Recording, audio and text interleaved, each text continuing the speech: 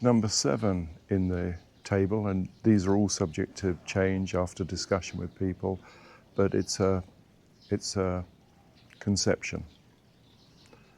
So scientific method, conjectures and refutations. Make a conjecture, and if it's refuted, then you've learned something. So the next one is compress and lengthen, and I'll do lengthen first because it's easier.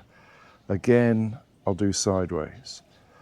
So you root and you lift and you feel nice and wide.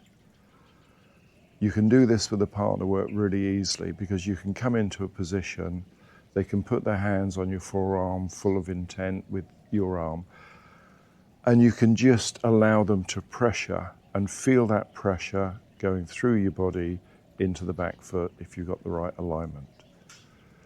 Now, rooting and lengthening, the next one is, rooting and lifting. The next one is lengthening. So you lengthen up your leg, you lengthen up the torso, you lengthen across the shoulders, and you lengthen down the arms. And you probably saw no difference.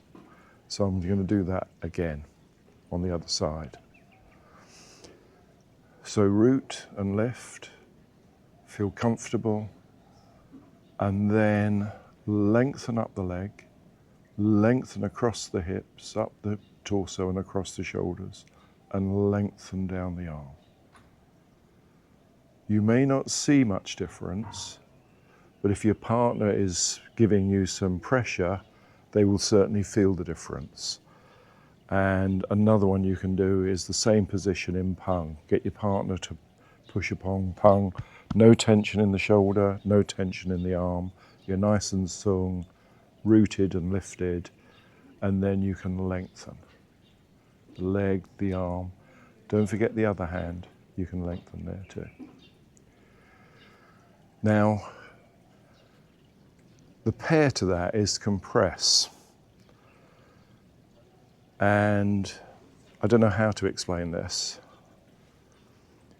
but if you're lengthening, you might also want to compress. So for instance, in Pipa, you're in a half stance, the compression comes across the body and into the floor, into the back foot in particular. So there's compression. Crane, lengthen.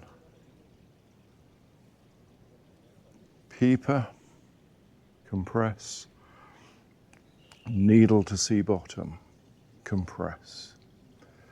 So you'll get those with practice. So that's the next one in the periodic table. And I should say, if you've come this far, you don't have to be super healthy, super fit, or super rich to do any of these. A lot of people are making lots of money developing and devising exotic routines and charging money for them. And all of this is free. You don't need to pay any money at all. All of this is free. You don't have to be super fit. I have students from 3 to 93, and they can't touch their toes, and nor do I want them to. I want them to feel the peace and the harmony that comes from the Tai Chi. So anyone can do this. Anybody of any fitness level, any position, any state of mind can do this and get benefit. The benefit will multiply over time. You might feel a bit more flexible. One of my really great moments was when a 85-year-old student came up to me and said, look. And I said, well, what?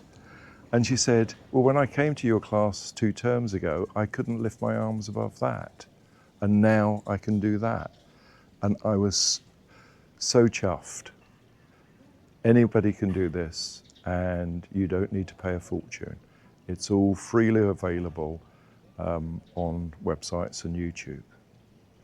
So that's the next one in the periodic table.